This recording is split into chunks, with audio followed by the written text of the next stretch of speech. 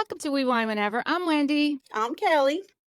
Tonight we're talking about Real Housewives of Orange County, Season 18, Episode number 9. Mm-hmm.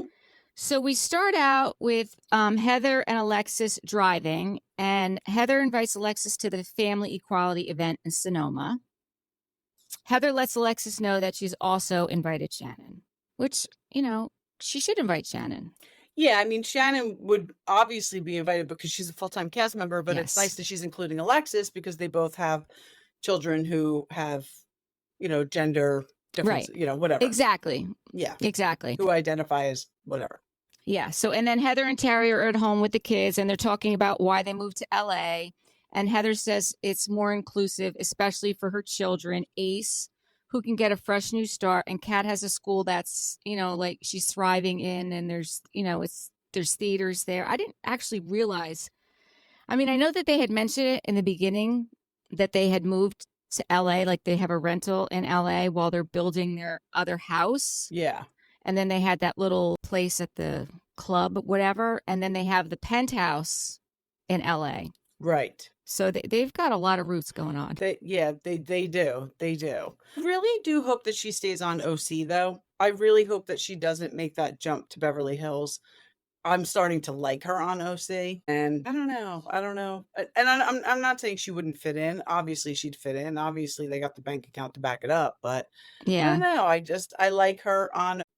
Yeah, I do too. Yeah. And then Heather goes on to say that she has 4 kids with different genders and different sexualities, and she wants to set them up for success, which, listen, I think it's awesome that they're talking about it. I think it's awesome, that they're putting like a face to it, because people don't like to talk about these things. No. And it's uncomfortable, and it shouldn't be such an uncomfortable topic. Like, I'm glad that they're talking about it. Yeah. And, they're very supportive parents, which is extremely, extremely important. Absolutely. And then Shane and Emily are talking while she's packing. Tamra and Sophia are packing and they're talking. That girl does not want to be on this show. Yeah, I know. I feel that too. The mission of family equality is to support other families that didn't have the resources that like the Dubrows have, which is good because not everyone has those resources. I mean, most people don't. Let's face it. Exactly. Yeah. Jen's on the phone talking to Katie and letting her know that she's going to take a separate flight because she had just finished up mediation and she has a court case. She's finally going to court to get some sort of temporary, it's not even regular, it's some temporary financial support for custody. Does that mean that this guy wasn't paying her anything a month? Like for 4 years? I mean, I think she said he had them 50% of the time, which maybe he wasn't, because that makes a difference. If both spouses have the kids 50% of the time, it's like an even wash. Well, I think, though, I remember when she first came on, he was still living in the other state, and he was coming to the house that they were living in, and then she would move out when he would come, and but now that he's no longer working for her family, now he's back in the area. So I don't know. I'm glad that friend. Yeah, exactly. But I'm glad that she finally was able to go and get that. And you could see how emotional she was, and she started crying with Katie. And Katie can relate to that because she's had it difficult too. Yeah. I felt bad for her that she missed the private jet, though. Or maybe Heather sent it back for her. I don't know. I know. It said Heather's private jet. Yes. So that is their private jet. Yes. That's pretty bomb.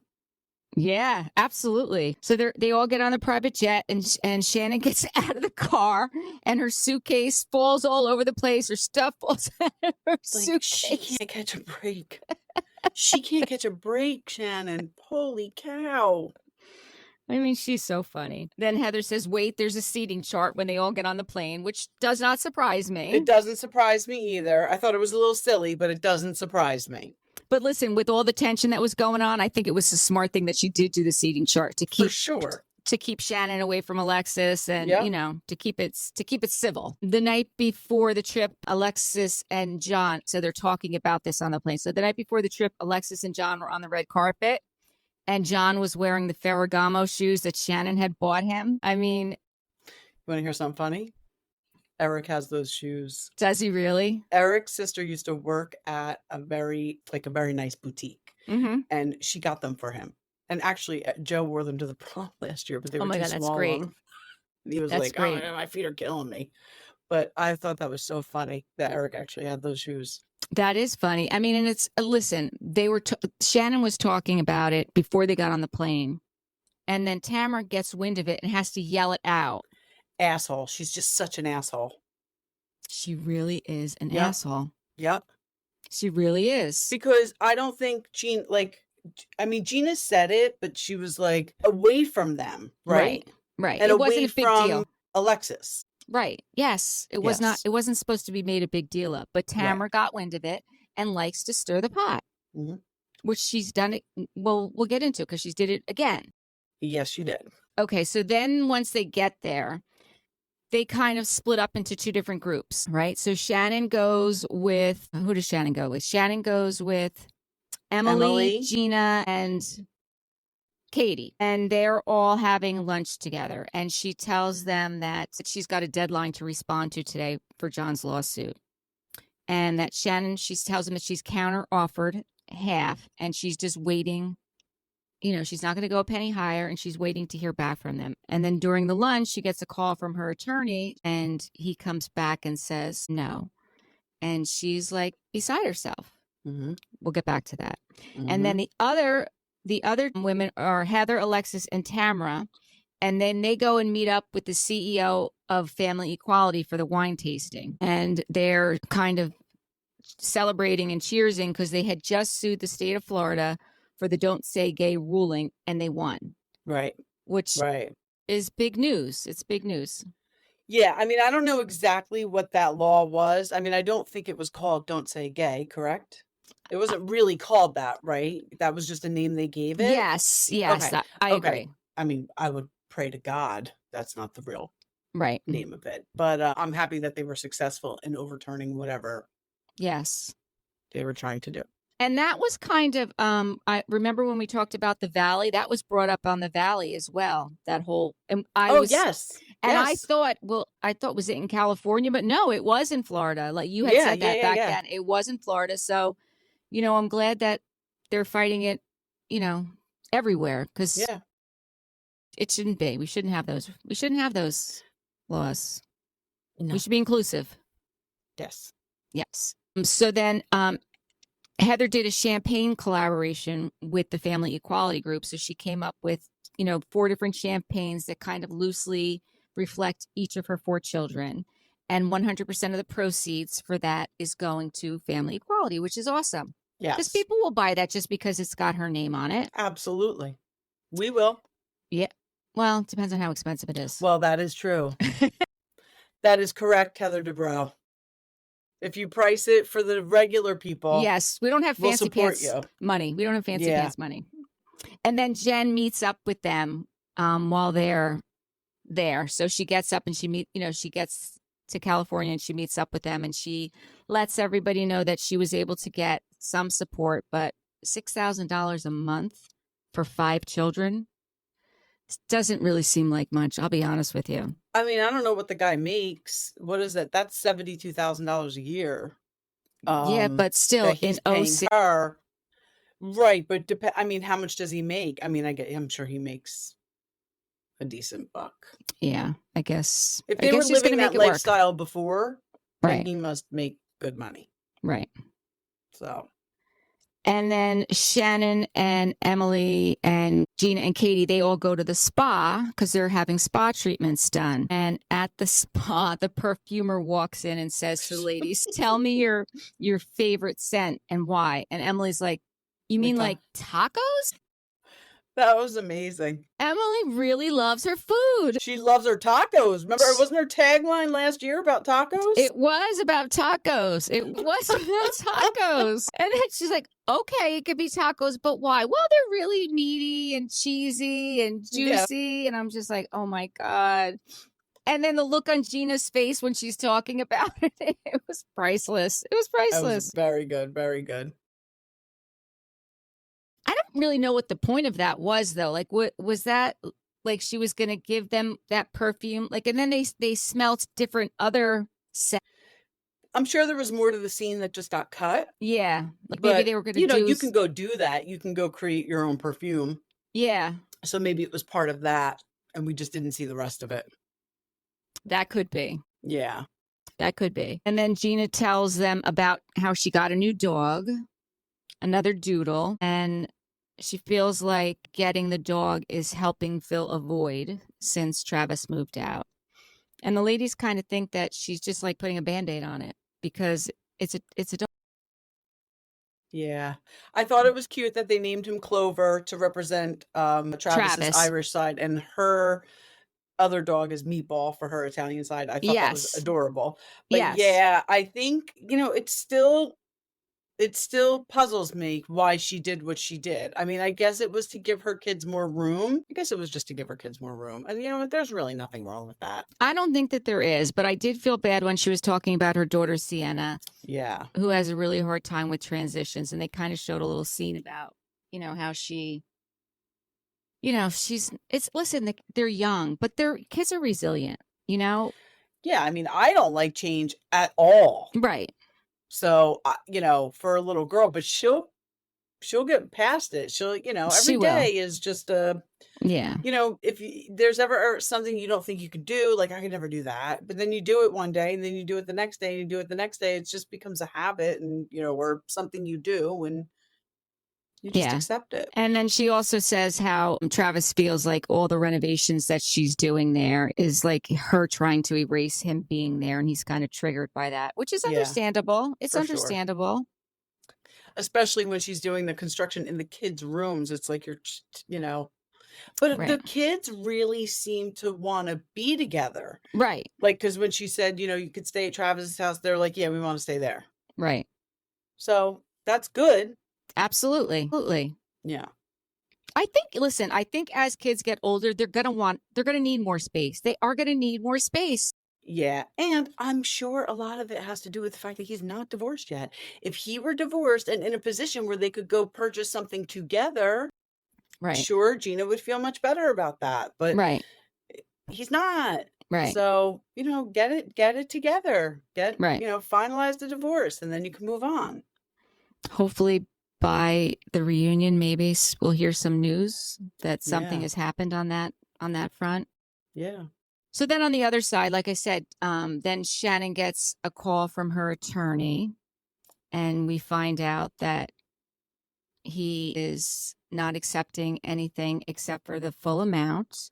And Gina and Emily and Katie are trying to tell her, like, maybe just, I know it's a lot of money, but maybe just for your own sanity, because she was very, very distraught.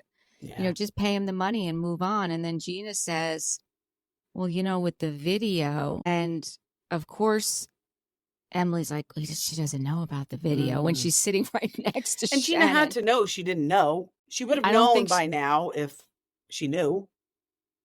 They would have had a conversation. I don't know. I don't know. I want to believe that Gina didn't really know and she was just like a slip. Yeah. Because then Katie is the one who actually winds up telling her. Yeah. Because Gina didn't even tell her and Emily didn't even tell her. And I really, just last week I said, I really want Gina to tell her. Yep. Somebody should have told her. And really, Gina and Emily, I mean, they're being very, very supportive, which is nice. Tell her.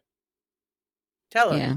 Yeah. I'm so thankful. I'm so thankful that she knows. Mm-hmm. And now she has the information that she needs. And then she goes and calls her attorney back and just says, settle it. Just settle it. I can't keep doing this, which is the right decision. And then she comes back and Emily and Katie had left to go do their soaking bath thing. And Gina was, sitting there and she's like, I can't, and I don't blame her. I couldn't go get a massage either. I mean, there's no way. To that dinner.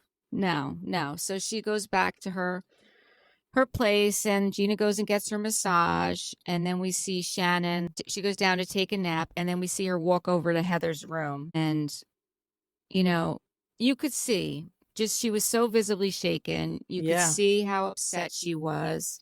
I think Heather was very kind and supportive to her. Yes. I don't think Heather, she doesn't want bad for Shannon. She's known Shannon a long time. although she's friends with Alexis, listen, what Alexis is doing is not right. It is not right. Gina said it. They're that's extortion. It's extortion. Yeah.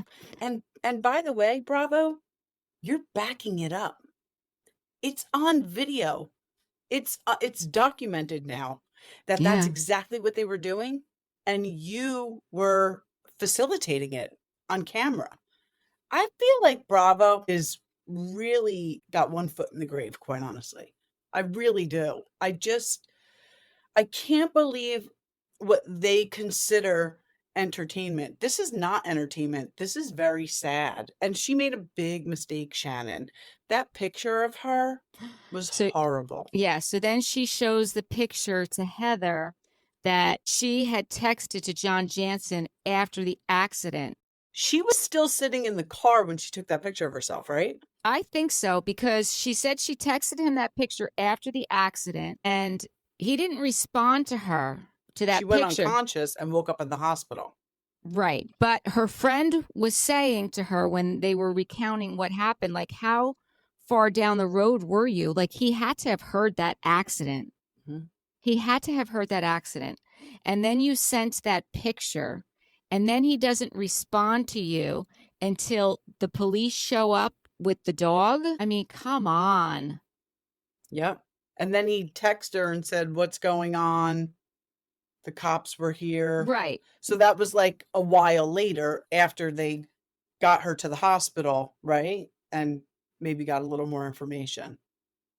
Well, I mean, I think it was probably since the dog was there and they brought the dog to his house. Yeah. I don't know. Obviously, she wasn't that far from John Janssen's house. No. And there's no way he didn't hear it. It's just very sad. Like, she made a huge mistake. Huge mistake. But she's, working on herself and she's doing all the right things. And you know what?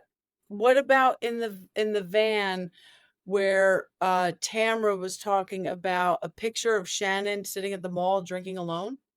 Yeah, what was that about? I have no idea, but she said it right to Shannon, didn't she? Weren't Shannon and Tamra No. They were in two separate cars? Yes. Yeah, no, she didn't. No, they were in two separate cars. When they flip back and forth from the car scene, I know. Sometimes I get confused who's with who.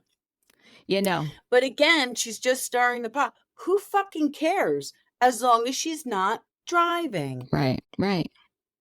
I mean, Tamra has been so vicious and ugly. I don't know why I didn't write this down here.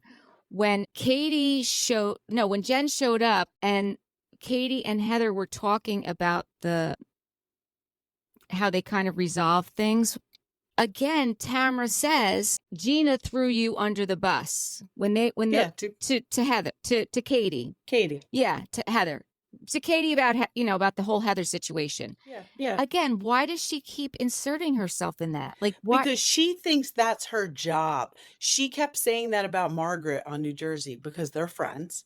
Margaret does her job. Margaret moves storylines. Margaret stirs the pot. Tamra thinks that that's her job. But I personally don't think Margaret is mean-spirited in how she does that. Yeah. I think Tamra she's just a douche. She's mean. I mean, Gina and Heather are very close. And Gina and Heather had gotten past what happened with Katie. Yeah. And she's still trying to push that storyline. No, Gina threw you under the bus. No, Gina didn't throw her under the bus. No.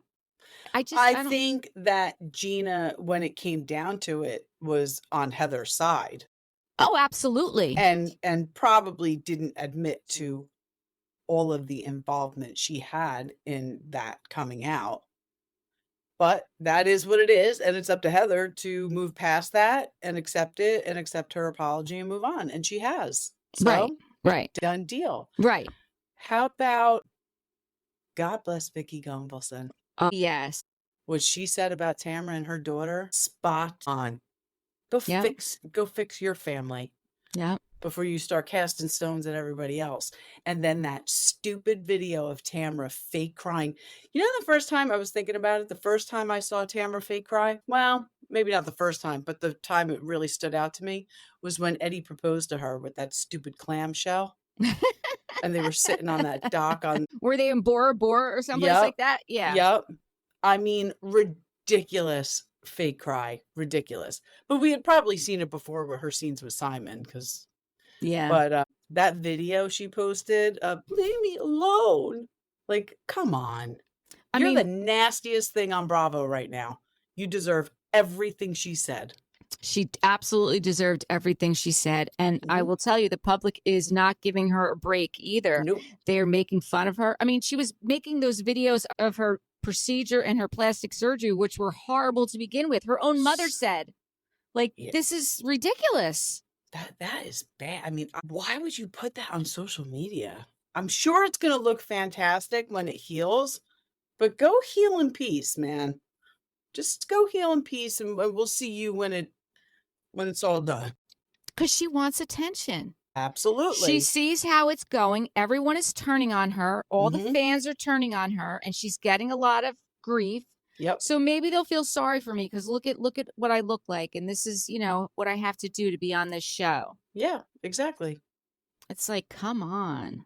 Awful. She's awful. At least I'm glad people are seeing it, and like you said, are commenting not in her favor, because I'm sure she still has some of her fans, but you can't. In that video, she said that she's done. She's not going back. Do you believe it? No, I don't think she'd ever walk away. I think she'd have to be fired again. I hope Bravo fires her. I really do. I really do, because I don't like the way she acts. And we see a little bit on the upcoming. Earlier, I said Eddie stands by her blindly because when Ryan walked in, but then we see when she's going after them, Eddie tells her to stop.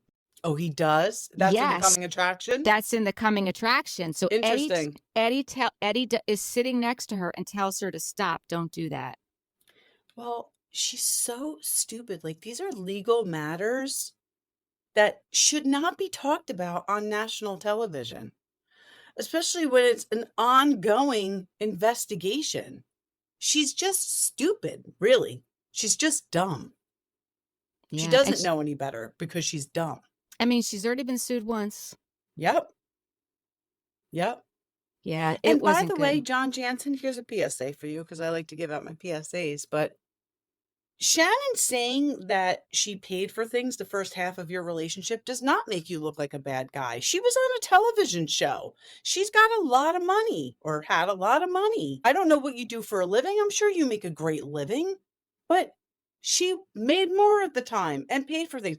That doesn't make you look like a bad guy. What makes you look like a bad guy is dating that bimbo that you're with now on purpose, because you do like to be in the spotlight and you probably knew it would be great for TV. So now your name's back out there and you're extorting money from your ex. And somebody said it on social media. I guess Shannon had the facelift in 2022. So that's 2 years ago. They only broke up, what, a year ago? Mm-hmm. He never asked for the money before that. Of course not. Of course not. And like Shannon said, I think it was Shannon that said, like, so if he gave her the money for the facelift, then why did he give her more money if he wanted the money back from the facelift? Like, he gave her more money after that. Right. So if it was going to be an issue, why did you do it again? Again, that doesn't make you look like a bad guy. It makes you look dumb. Yeah, he's making himself look terrible. She's not doing it at all. All she said was she paid for things. And if that's the truth, then that's the truth. Right. And it was just at a time in their lives where she was making more money. And she was happy to do it. I mean, appreciate it. That's not coming after your character at all. I'm so happy that Shannon is in such a good place, though, that she, she really sees what a monster he was. He was a monster. Yeah. He is a monster. He is. He's a predator. Mm-hmm. He really is. I mean, now they're engaged, him and Alexis. Oh, did you hear Teddy talking to Eric and Jane? I didn't listen to the whole thing. I must have seen the clip on Instagram, but she's like, her and her David Yurman engagement ring. No, that was the promise ring. The promise ring. Oh, that was the promise ring. The promise ring. So yeah, what I've heard is that the engagement ring, it was $75,000. The amount of money he's suing for. What a piece of shit. Yep. What a piece of shit is right. So that's what he needed the money for? Who So knows? Shannon bought Alexis's engagement ring. Sounds that way, right? But I don't know, because she said he's not accepting that money. It's going to court still. As of right now, they still have not resolved this? Yes. Because when Shannon was on Watch What Happens Live, she told Andy that she offered him the full amount, and he's not accepting it because he doesn't want to sign the non-disparagement agreement. And then he tacked on it fraud and punitive damages. Yeah. My God. Yeah. I mean, like, this is what's making you look like a bad guy. Yeah. This is what's making you look like a bad guy. Nothing Shannon said prior to any of this. But as of right now, with this, she could say whatever she wants because now you are a bad guy. Yeah, exactly. The other thing, you and I had listened to the podcast by Ed, the two Eds. So Ed, Tamra's husband, and Eddie, Edwin is Teddy's husband. Yeah. And they both had on Terry Dubrow. Mm-hmm. And it was the best interview I've heard in a very long time. I totally agree with you. So if our listeners have not listened to that, I recommend that you go listen to it. It's under the Two T's in a Pod umbrella, but it's the two Eds. And yeah, it's a good interview. Terry Dubrow is a funny guy. He's an honest guy. We learned a lot about him, about his younger years, how he met Heather, how he was as a father when his kids were younger and the things he missed out on that he admits to. And it's just a very honest guy. He really is. Very honest guy. Yeah. And they do seem that they are very happily married, in a good place. Because I think one of the seasons it kind of looked like they weren't, but. Well, because there was the rumors, and that's why the whole paparazzi thing. Right.